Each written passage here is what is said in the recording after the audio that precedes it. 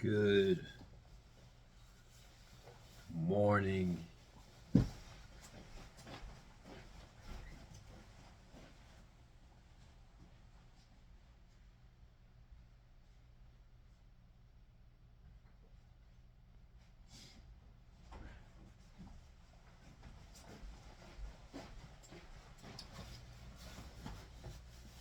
Good morning, YouTube.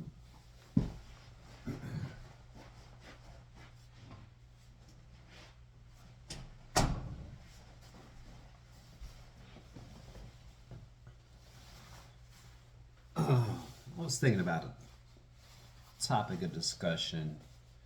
I went to my first music orientation as a teacher yesterday with the new company in town that has been around since 2023, and they have 300 students. 30-minute lessons. 300 students.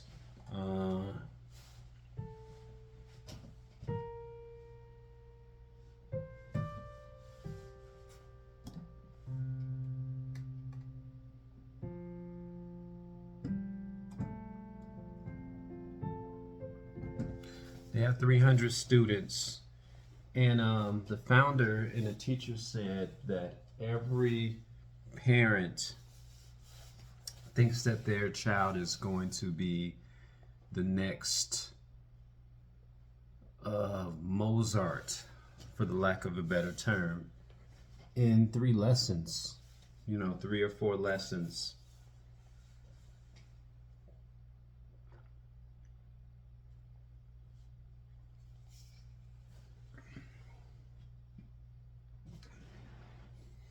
And we know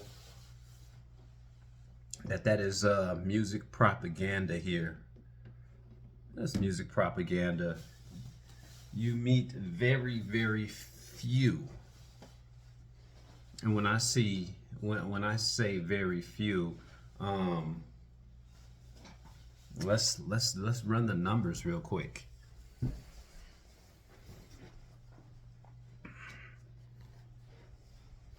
I'm gonna run the number. I'm all about facts, data, and statistics. Why does this? There we go. Let's see. www. Google.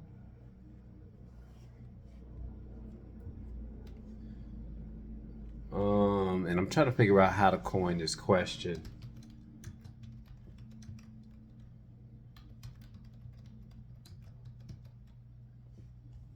How many musical savants are out there? So here's the thing. Let's look up the definition of a savant. A very learned or talented person. When we talk about a savant, the dictionary back in the day, we used to say with the Webster's dictionary, the Google's dictionary, they might have gotten this from Webster, is a very learned or talented person, especially one distinguished in a particular field of science or the arts. Very learned. Let's look at that word first. So you have got to be learned and you've got to be talented. The second definition is a person who has an exceptional aptitude in one particular field, such as music or mathematics, despite having significant impairments in other areas of intellectual or social functioning.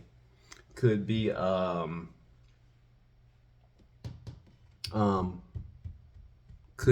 someone that has autism, someone on the spectrum.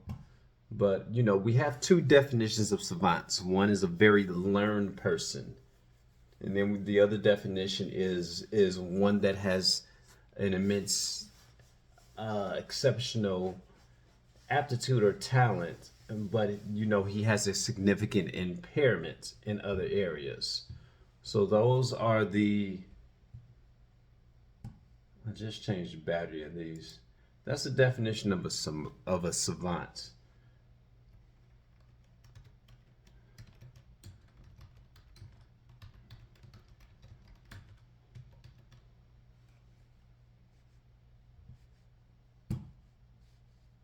How many musical savants are there?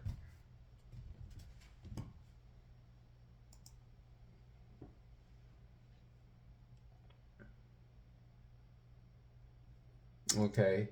While it is impossible to know the exact number of musical savants globally, it's estimated that around 1 in 10 people with autism, or that around 1 in 10 people with autism spectrum disorder may exhibit savant skills. And savant skills occur at a rate of less than 1% in the case of intellectual or development disabilities as well as brain injuries. Less than 1%.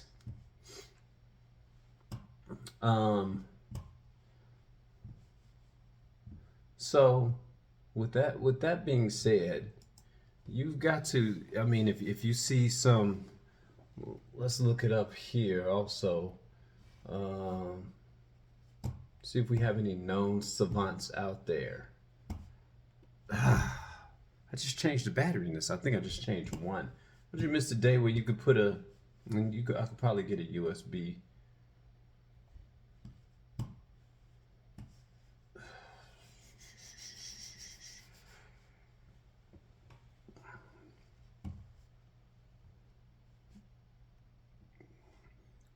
Wish the days. Okay, there it is. I had to watch the battery dim. Anyway,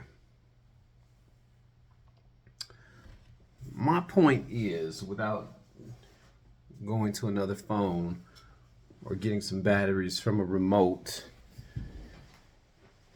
is that the your child is going to be in a sea world of other children with talent. You as an adult, you're in a sea of other people with talent. You're in a sea of other people with talent.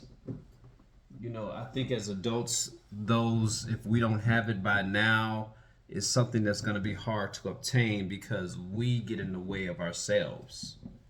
Where's my towel at? Usually have a towel to wipe my keys, but we get in the way of ourselves. But other than that, the rest of it is just hard work. You know, when I was talking to the founder, she said a lot of children do not practice.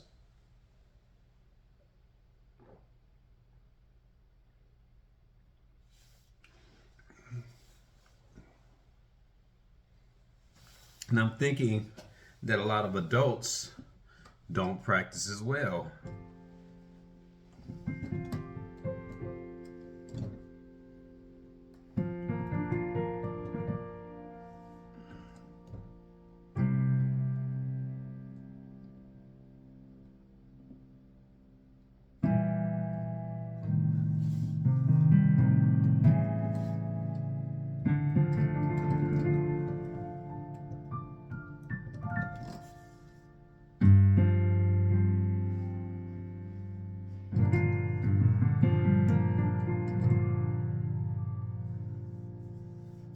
I'm trying to follow this key structure. You mind just having.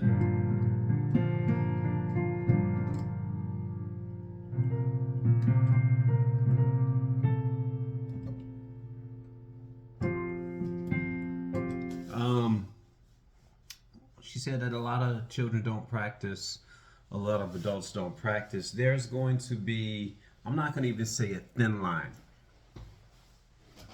There's a distinguished line in children and also in adults. It's a distinguished line. Um, just a distinguished line that that separates those that practice and those that don't. There's a distinguished line. You know, it's like, okay, what drives a person to practice? I mean, maybe it's the thought that you're not going to become the next musician out there. At this point in life, you got to come to these keys. You got to come here and sit down at this piano uh, because you.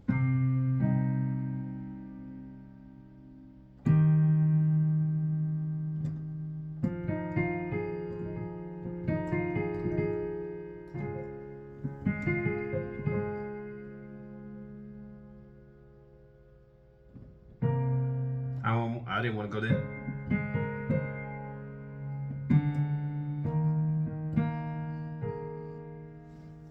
I like that.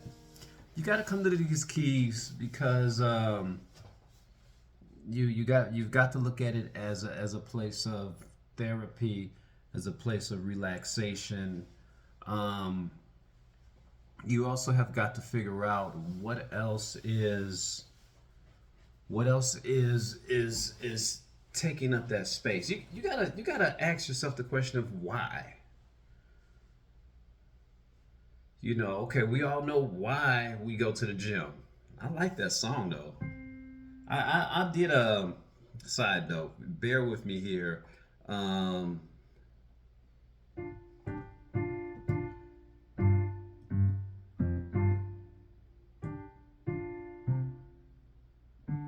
what was it? I did a Bob James.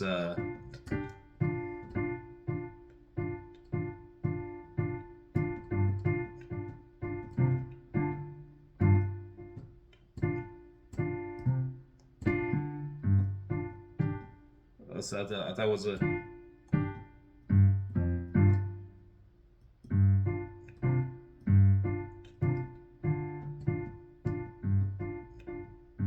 Hold on. Let me listen to something real quick. I am so sorry. Sometimes, okay.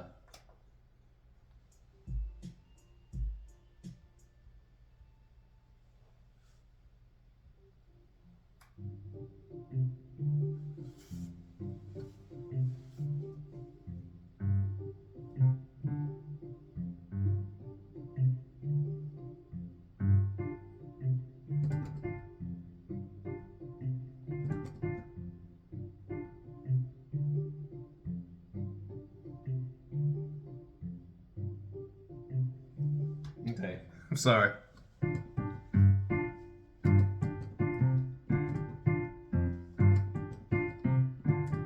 Okay, I got it. That was a little bit of Storm King. Um, where was I before I got sidetracked? What brings you to your instrument? What brings you to your instrument? What brings you here? Why? I gotta question it. Why? You know, some may say because I've always wanted to play the piano.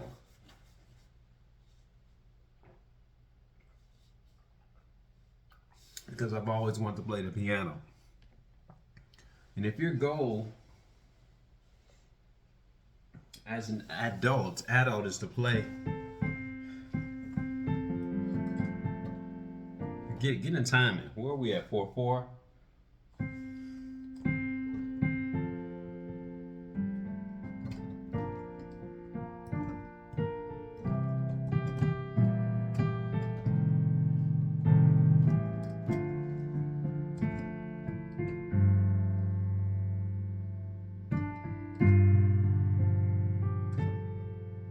2/7.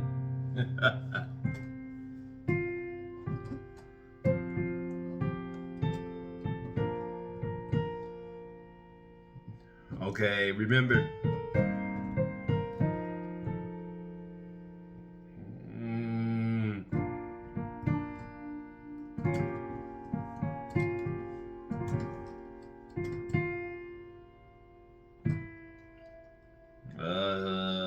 That's what the B is. B in the bass.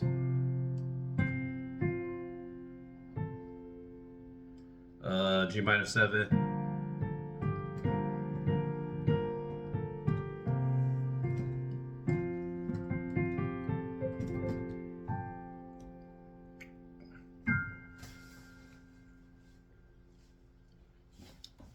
Excuse me.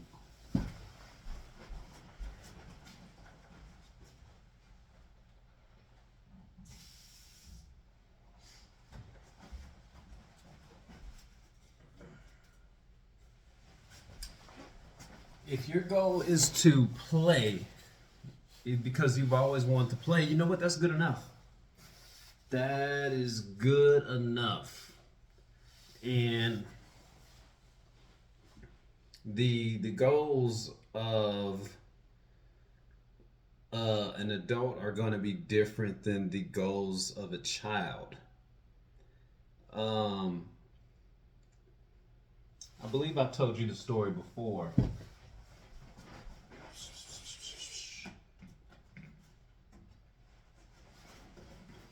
About how I started playing music. And it wasn't the piano. It was not the piano. I have a supporter out there. Son's playing the violin. Put this right there. I did replace my G strings. And these come in various sizes, but I had to. I'm thinking about the guitar. Oh man! But this is where it began. This is. You guys can even tell by the way I hold it. I'm already familiar with my strings. D, A, E. Severely out of tune. But this is where it began for me as a I'll have to go back to 78, 80, I was 10, about 11 years old. You know, you got your two different bow grips going on right there, you know. Then you have your amateur child bow grip, but this is fond memories. And no, I'm not gonna play the piano. I mean the violin, because it's like second and third cousins. It's twice removed from me. But when I was a young child, there were a lot of talented children. There was a lot of talented children. And I was probably one of, and I'm not saying this because I'm me, one of the most talented children that played his violin. However, my parents took me out of violin. I don't even know why. And if you ask my dad, he'll probably tell you it's because I was probably a bad child. I had other interests. And sometimes I know we don't like to use the word bad now. Let me see if I can remember something from a child.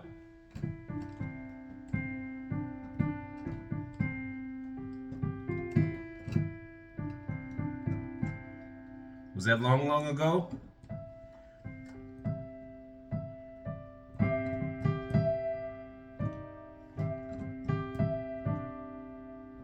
Let me see, long, long ago. Let's go to.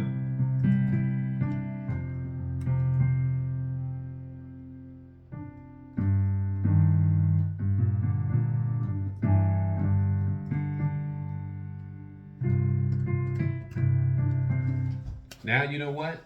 Hold on.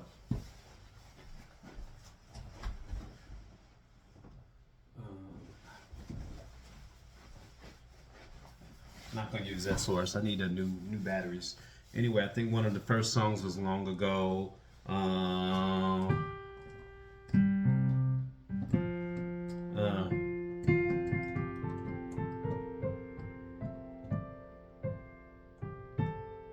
yeah.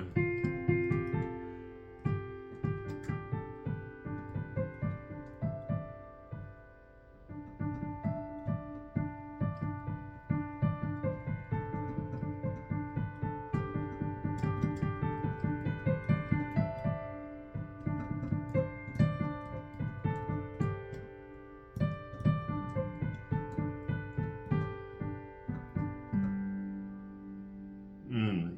And here's the weird thing. Here's the weird thing. I forgot what the that was another form of long ago.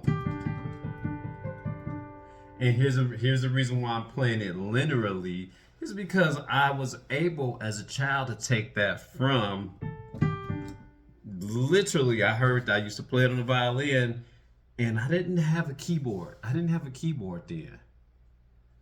I didn't have a keyboard then. But when I sat down at somebody else's keyboard,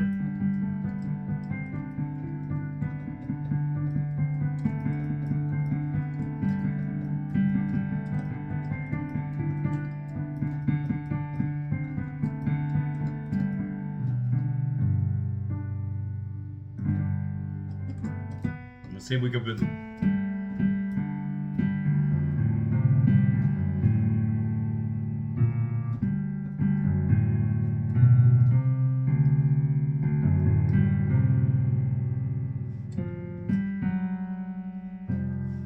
Anyway, I was able as a child to sit down and literally take what I heard and what I played on the violin and take it over to the keys.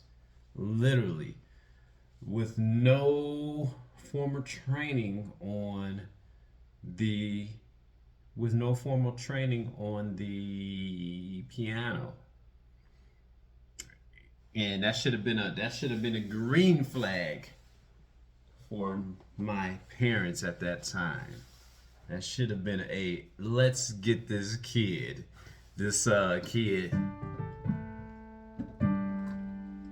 let's get this kid into some piano lessons. And I'm gonna say this: if you are sitting back and noticing your child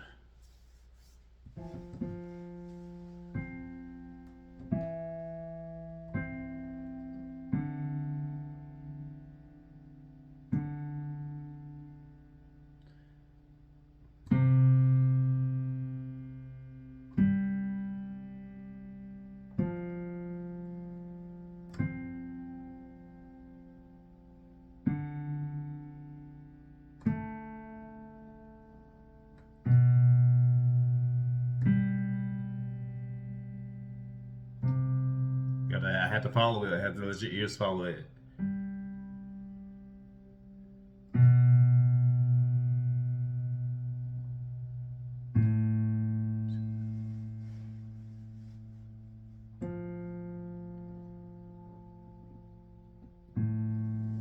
I had to let my ears follow it. If you're sitting back and you're noticing that your child is um,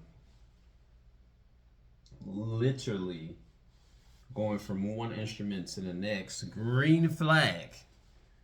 Throw a freaking green flag out there. Because sometimes we may miss it as parents. We may miss it as parents, and I believe one of the reasons why we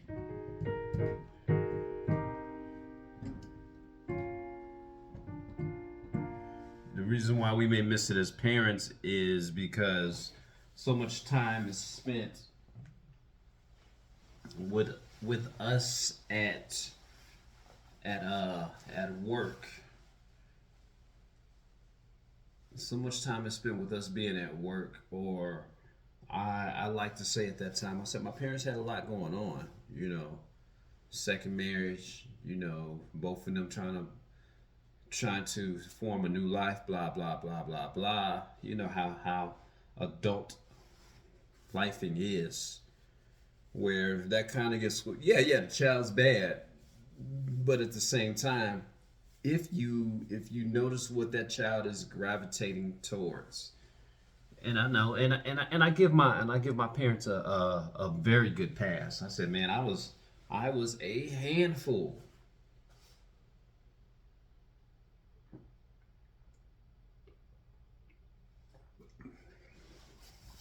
I was a handful. However, what set me apart from, and here's the thing, even though I was a handful, I was always practicing. If you talk to my brother was like, yeah, Josh was out on the balcony. He was just screeching away at his violin.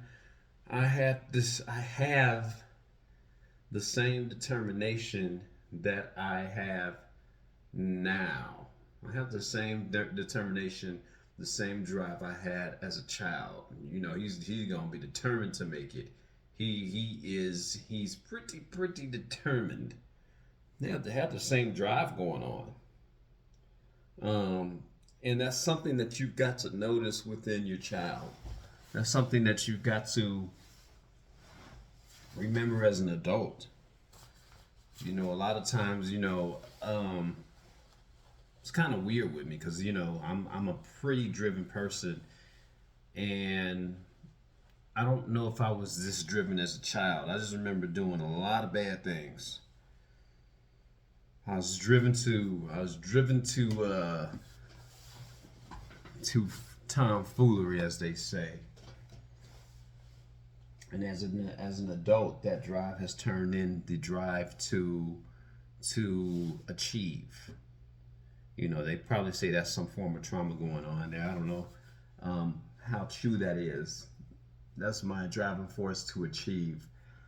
But what's going to bring you to the piano?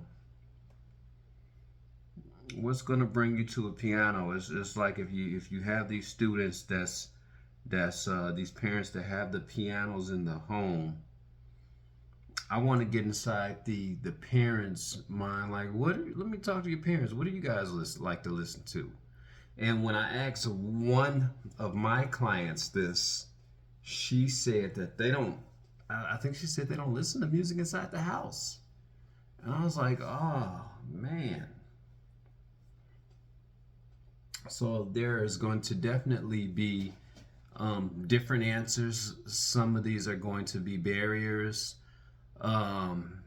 because how do you bring new music forward if there's no music in the house? The only way I can think about that is I have various. When I say when I say I got material, I have material. Got the real R&B book. Doesn't have a. Is this by Hal Leonard? Ear training, jazz theory, modology, jazz duets, and they got a plethora of books here. That is the real rock book, the real Latin book, the real Christmas book, the jazz solos. But this is by Hal Leonard. Fake books. This is how we introduce higher and higher. This is how we introduce new music to What's Love Got to Do With This. Do do do do do. We got 1, 2, 3 in the key of B. Got 5 sharps. B, E, 5, 4, 3, 2. Yeah, key of 5 sharps. You must understand. G sharp 11. Oh man. Oh, this is getting and here, and I'm just You must understand through the touch of your hand makes my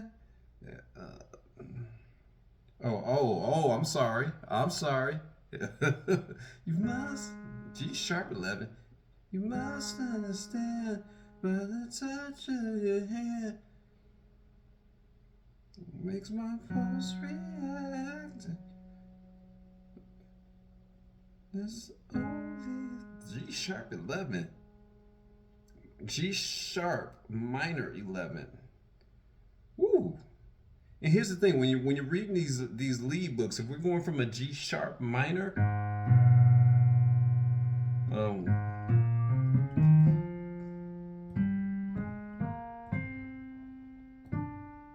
that's 11. So yeah, when you're reading some of these jazz or lead sheets, remember this is different than a this is different than the written music. Remember, it's in the lead sheets. Some of it may be because you must understand. You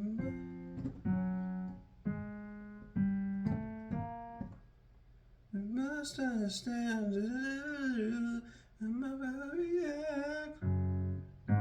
You must understand by the touch of your hand. There you go. I'm not a singer. It's only a feel. My persistence attract. It's physical. It's physical. F sharp physical. Only logical. You was that it means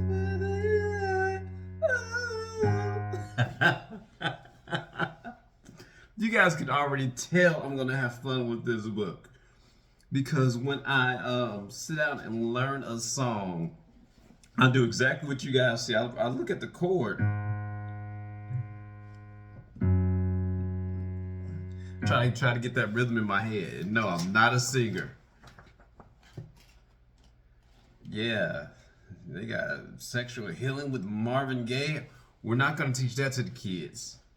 Right place, wrong time, Pretty Wings. They don't have everything in here. Not all the R&B songs, but they have a lot of R&B songs. Yeah. Cool Jerk. If you guys wanna hold on.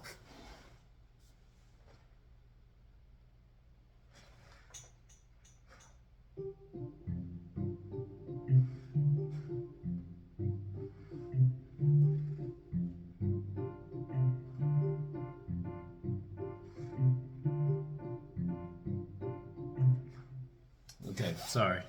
Just notice my MPC. Anyway, where was I at?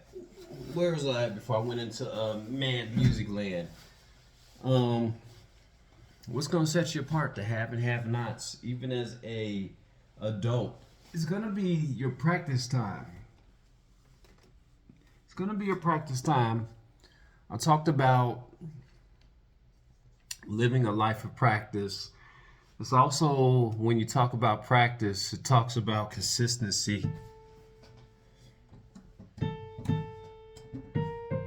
One, two, one, two.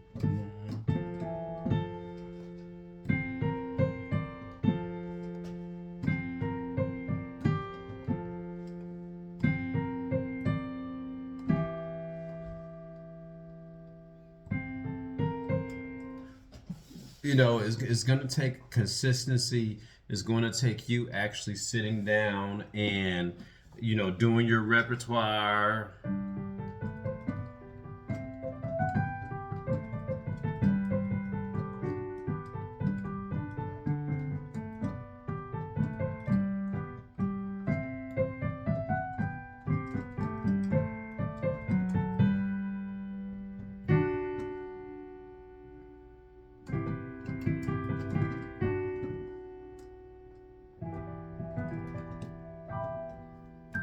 going to take you doing your repertoire. It's going to take you know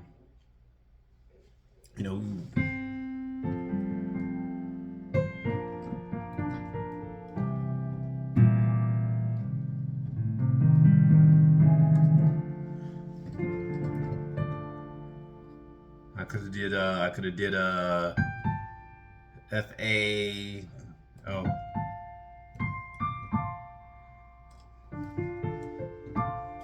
did it in version. It's gonna take you doing your repertoire. It's gonna take you sitting down learning new pieces. It's gonna be constantly you being fed food, and the food is in the manner of new material. It's gonna also take a level of creativity. When I did that, so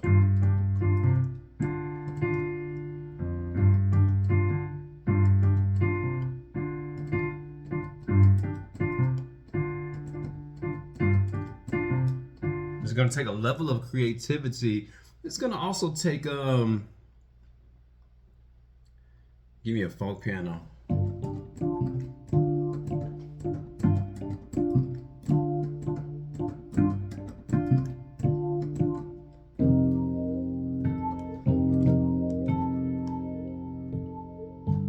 So I'll be good with that.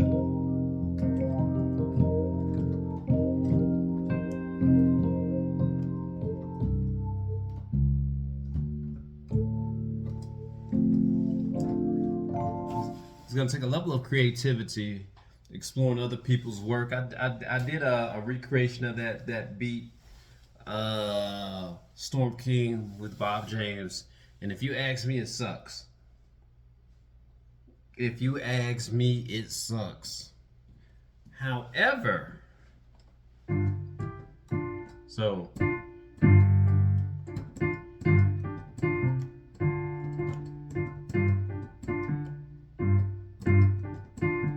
and you can't find the written work for it.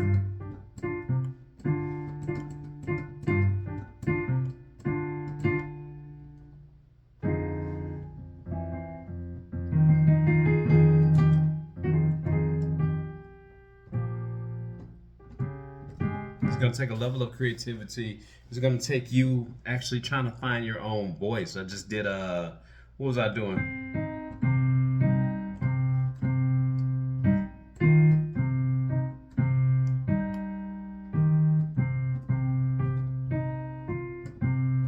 So where we going? One.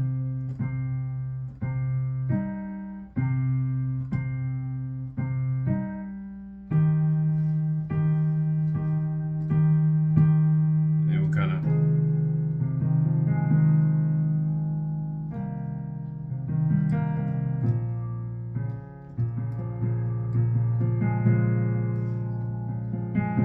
But all that's gonna take you just sitting down at your instrument. Sitting down at your instrument, or if we want to take it something, if you want to take it to something that we do as an adult, all it takes is for you to step foot in the gym, have a goal in mind, and it's going to take work, because a lot of people think that this is fun. Unmute these. That this is fun sitting at the keys, and it's something that I enjoy doing, but at the same time, it is work. It's work that I enjoy doing, though. So, what is going to separate you amongst amongst a sea of talent? If we're going to title this that, what's going to separate you from he's got it and he's no? There's going to be a lot of people out there talented. We talked about Michael Jordan being talented. In a league at that time of very talented players. And I'm quite sure the players. One that comes to mind, Reggie Miller, never won an NBA championship, and is a very good player. You know, very good player. I'm quite sure he was as disciplined, he was as hungry as Michael Jordan. Um, Indiana Pacers is a good team. You know, what set one team apart from the other? Was it the will to win? Was it was Michael Jordan actually the driver of the team? You know, Michael Jordan at that time, a lot of good players. Charles Barkley said it. You know, he elevated my game up. He had that drive. He was the driver amongst the sea of talented people. You know, he elevated my game. Told me I need to put the cakes down. Told me I need. And Charles Barkley was a very good player, very good NBA player. But just think about that. We're going on 41 minutes here. Don't forget to like, subscribe, hit the bell notification on the channel. I'm gonna keep on keeping on, even though the likes aren't where they need to be at. And I know you guys are gonna be like, is it about the likes?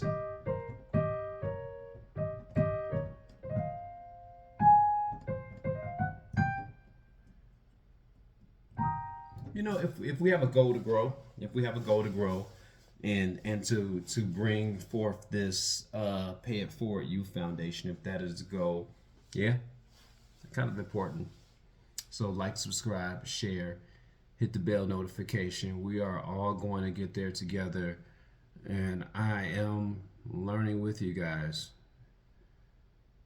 and growing with you guys. Peace.